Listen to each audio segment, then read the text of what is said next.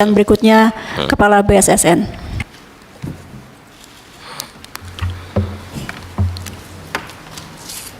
Terima kasih. Assalamualaikum warahmatullahi wabarakatuh. Selamat sore. Om Swastiastu.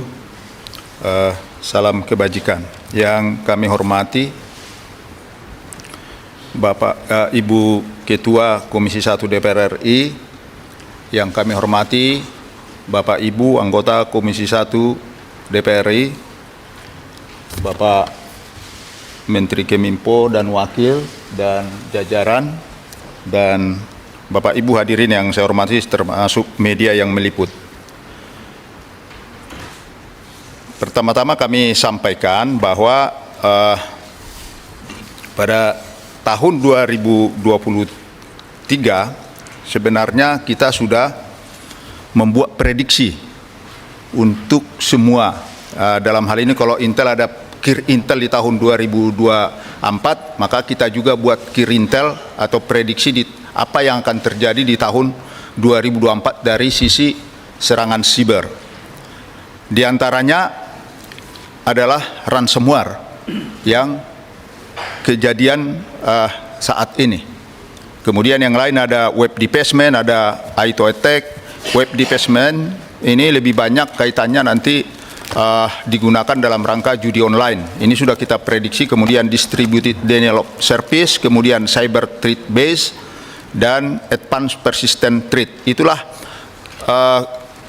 gambaran prediksi kemungkinan serangan-serangan siber yang akan terjadi di 2024 ini, dan untuk mengantisipasi itu kita sampaikan ke semua lembaga untuk mengantisipasinya. Bapak Ibu yang kami hormati, kami laporkan, coba next slide-nya. Tadi sudah disampaikan bahwa ada 3 lokasi, yaitu pusat data sementara 1 yang ada di Serpong, kemudian pusat data 2 yang ada di Surabaya, dan yang ketiga adalah di Batam, seperti yang tertera di slide. Yang terdampak ini, yang diserang ini adalah pusat data sementara yang ada di Surabaya, di mana tadi sudah dijelaskan oleh Bapak Menteri apa isinya dan apa yang ada di pusat data ini, dan kementerian, lembaga mana yang terdampak, semua ada listnya. Kemudian kalau kita lihat, artinya terhubung antara Jakarta yang ada di Serpong dengan di Surabaya. Kemudian tentu kita dalam mengatasi ini menggunakan Perpres 47 tahun 2023 tentang Strategi Keamanan Siber Nasional dan Manajemen Krisis Siber Nasional, sehingga langkah-langkahnya jelas. Maka ketika tanggal 20 Juni kita mendapat laporan bahwa terjadi serangan atau down di Surabaya, maka kami segera melakukan rapat koordinasi pada hari itu juga dengan tim Incident Response Team yang ada di PDNS 2, kemudian ada tim Kominfo, dan pada rapat itu disampaikan bahwa PT Telkom selaku pengelola data center sementara ini harus melakukan isolasi seluruh infrastruktur dan sudah dibangun infrastruktur sementara, melakukan pencarian PM yang bisa diakuisisi untuk dapat dilakukan forensik, karena memang kami dari sisi keamanannya untuk itu sangat perlu. Kemudian melakukan pengumpulan log perangkat keamanan, melakukan proses recovery awal, dan menginventarisir data yang terdampak. Ini di rapat itu kita sampaikan ke Telkom Sigma.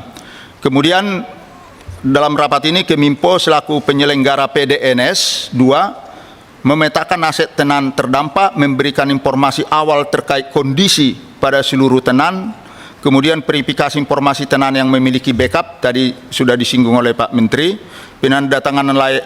pendataan layanan terdampak, menyiapkan standing statement terkait insiden yang terjadi mengingat eskalasi dampak ke beberapa instansi dalam layanan publik.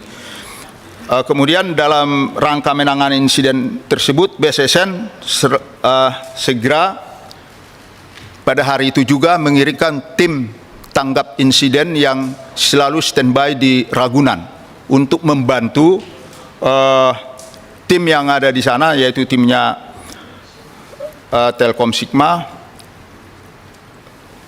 Dan tentu juga kami segera akan melakukan evaluasi kenapa sampai terjadi, walaupun evaluasinya tentu hal-hal yang umum dulu, di samping juga akan melakukan forensik ke barang-barang bukti. Kemudian tanggal hari Jumat 21 Juni 2024, tim dari BSSN melakukan forensik digital dan melakukan asistensi apa yang disampaikan ketika rapat pertama. Apakah sudah dilakukan isolasi, apa dilakukan sesuai dengan apa yang saya sampaikan tadi di rapat tersebut. Kemudian Sabtu tanggal 22 Juni 2004, tim BSSN melanjutkan kegiatan forensik digital. Kemudian hari Minggu ini tanggal 23 Juni, tim forensik digital telah berhasil mengidentifikasi yang terjadi, terutama serangan ini oleh ransomware. Kemudian selanjutnya saya pada sekitar jam 10 itu rapat dengan dari Keminfo, dihadiri atau diwakili oleh Aptika, kemudian Direktur Sistem Informasi Ditjen Imigrasi, karena kami melihat yang sangat krusial pada saat itu terutama adalah masalah imigrasi. Dalam rapat tersebut saya tanyakan imigrasi kondisinya, kemudian dari imigrasi menyampaikan mereka masih punya data di pusat data mereka yang lama, yang tidak digunakan. Sehingga pada saat itu saya sampaikan, kalau kamu upkan kembali itu, butuh berapa lama, kapan? Dia sampaikan bahwa nanti hari Senin, maksudnya besok pukul 07.00 sudah bisa. Kami akan kerja malam ini. Kemudian itulah keputusannya, sehingga memang besoknya imigrasi ini bisa bisa operasional. Saya kira itu yang kita laksanakan di tanggal 23. Kemudian tanggal 24, karena situasi terutama juga di media, kami melakukan rapat di kantor Keminfo, dihadiri oleh Bapak Menteri dan Wakil Menteri, kemudian diwakili dari Telkom Sigma, dan juga dari kami, kemudian dilanjutkan dengan konferensi pers. Saya rasa teman-teman media tahu, karena itu adalah konferensi pers, dan pembukaan di konferensi pers itu saya menyampaikan permohonan maaf kepada masyarakat dari pemerintah. Tentunya, karena kita sesuai yang disampaikan Ibu Ketua tadi, memang terganggu masyarakat ini. Jadi sebagai pemerintah kita menyampaikan permohonan maaf, baru saya jelaskan materi yang terkait dengan press release tersebut, konferensi pers tersebut. Kemudian hasil forensik dilakukan tanggal 25 sampai 26, hasil forensik sebenarnya sudah ada tanda-tanda bagaimana proses masuknya. Tentu ini masih dalam kegiatan yang dilakukan oleh forensik.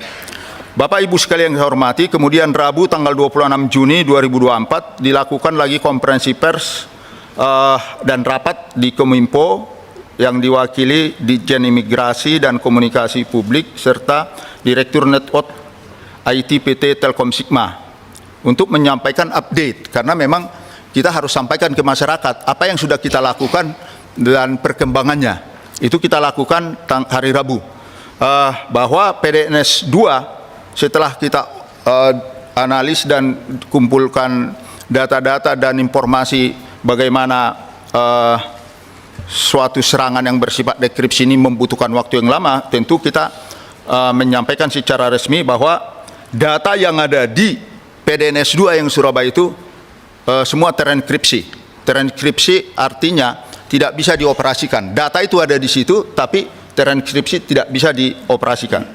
Kemudian kami mengecek juga, meyakinkan bahwa isolasi terhadap sistem PDNS yang terdampak dan pemutusan protokol komunikasi antara dengan PDNS 2 dan Batam ini kita yakinkan dan kita sampaikan.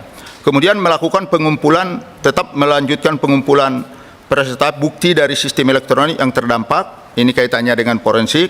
Kemudian melanjutkan investigasi dan eradikasi proses terjadinya ransomware, melakukan. Nah, setelah itu baru juga kita menyampaikan bahwa kita sudah melakukan perkuatan kepada tempat-tempat yang tidak terserang, seperti di Serpong, yaitu pusat data sementara nomor 1, karena memang itu prosedur sesuai dengan manajemen krisis ini. Kita yakinkan, kita perkuat, bahkan kita taruh satu tim di sana on-site di Serpong sampai saat ini, demikian juga yang ada di Batam. Kemudian yang di Surabaya tetap diisolasi seperti kondisi saat ini. Kemudian sebagai langkah antisipasi ke depan, tentu kami mengikuti langkah-langkah tahap-tahap yang telah dibuat oleh Keminfo, yang tentunya kita mendorong, karena kita sudah membuat Perban nomor 4 tahun 2021 tentang pedoman manajemen keamanan informasi sistem pemerintahan berbasis elektronik dan standar teknis dan prosedur keamanan sistem pemerintahan berbasis elektronik, terutama pada pasal 35 ayat 2 yaitu masalah backup. Itu tertuang di situ, di sebuah pusat data. Ini kita sudah sampaikan, dan memang kami melihat secara umum, mohon maaf Pak Menteri, permasalahan utama adalah tata kelola, ini hasil pengecekan kita, dan tidak adanya backup. Kira-kira Bapak Ibu yang saya hormati, demikian yang bisa sampaikan. Tidak ada peta apa? Backupnya data yang di PDNS 1 Surabaya itu di masing-masing instansi kan ada di Batam. Di Batam itu tidak sepenuhnya. Jadi kalau sebenarnya seharusnya kan itu DRC, Bu. DRC artinya data yang ada di Surabaya seharusnya itu harus ada di persis seperti itu juga di Batam. Jadi begitu misalnya ada gangguan misalnya di Surabaya nih, analognya hampir sama, mati listrik, hidupkan genset. Kira-kira gitu loh sebenarnya. Interupsi Ibu, kenapa tidak ada? Mungkin nanti dari Keminfo yang bisa menjelaskan, Pak. Itu yang banyak dipertanyakan oleh para pakar IT, Pak. Betul. Mengapa kok tidak ada? Begitu. Terima kasih. Ya, baik. Nanti akan dijawab. Ranahnya Pak Keminfo Ya, yang nanti akan dijawab. Siap. Tapi sedikit saja, berapa persen yang terbackup di Batam? Berapa persen yang terbackup di Batam? Hanya 2% dari hanya 2% ya, itu dari data yang ada di Surabaya, PDNS yang 2. dikunci oleh ransomware di Surabaya. Betul. Hanya 2%. Ya, makanya itu tidak dikatakan DRC. Hanya tempat penyimpanan data. Oke Pak, lanjut Pak. Ya. Jadi Ibu Bapak sekalian yang hormati dan teman-teman dari media hadir di sini, kami tentunya sebagai dari sisi keamanan kami harus menyampaikan yang terkait dengan keamanan. Demikian Ibu, kami kembalikan kepada Ibu Pimpinan. Terima kasih. Baik, terima kasih Menkominfo, Kepala BSSN. Kita tahu saat yang sibuk-sibuknya, tapi sekali lagi atas nama penjelasan publik perlu hadir di sini dan menjelaskan. Saya nanti akan ke pendalaman yang ini sudah cukup banyak yang daftar, 1, 2, 3, 4, 5, 6, 7, 8, 9, kurang lebih 10 orang. Jadi mohon nanti juga waktunya padat Bapak Ibu untuk lebih difokuskan pertanyaan-pertanyaannya. Tapi sebelum, singkat aja Pak, yang paling penting kan kekompakan ini kan krisis Pak ya. Di konvers pertama ada Pak Kepala BSSN, Pak Menkominfo kebetulan langsung rapat. Di yang kedua hanya Kepala BSSN, di yang ketiga Telkom saja mewakili pemerintah. Ini tapi ada juga ya. Artinya yang ketiga kan hanya Telkom. Karena teknis. Saya nggak apa-apa. Ini kan apakah teknis tetap kompak? Tetap kok. Semuanya satu, tidak ada saling menyalahkan. Enggak ada. Karena ini sebuah krisis besar, jadi kalau ada itu kita hilangkan dulu nih sebelum kita lakukan pendalaman. Baik, pendalaman pertama kami persilahkan yang Pak Menteri ada. Mau ini menanggapi Nanti Pak. Ini saya akan berikan waktu dulu kepada Pak Tubagus Hasanuddin untuk memberikan pendalamannya. Singkat padat Pak TBH. Terima kasih Ibu Ketua, rekan-rekan yang saya hormati, Pak Menteri beserta jajaran, kemudian Kepala BSSN beserta jajaran. Ini sebetulnya kecelakaan atau kebodohan nasional, ya. Karena Pak prihatin. Kita sudah hampir 5 tahun ya bekerja sama mitra dengan terutama BSSN, dan BSSN selalu melaporkan ada serangan. Tetapi tidak ada tindakan-tindakan yang lebih komprehensif ya.